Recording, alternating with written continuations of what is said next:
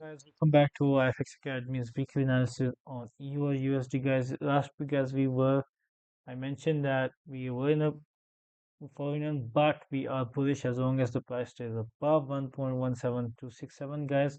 And we had that for now. We all we got except on Monday was consolidation. Okay, guys. So the question remains, what are we going to do next, guys? Actually, guys, my analysis would be the same, but I would like to confirm it again. By looking at the weekly chart, we had a big rejection, guys, last week, but still this resistance area, as you guys can see, this resistance area, it worked as resistance here, here, and here. It has now become support. Okay, guys. So hope this is clear.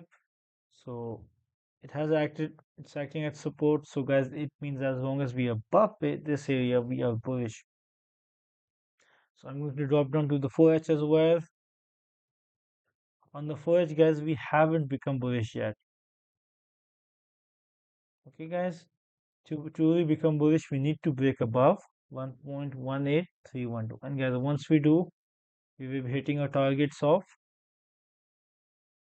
what do you call it? Of 1.19967 and 1.20810. Okay, guys, because last time I drew this support from the daily chart, but on the 4H, guys, we are bearish. But this is a support area on the daily chart, guys. As long as we are above 1.17267, guys, we are bullish.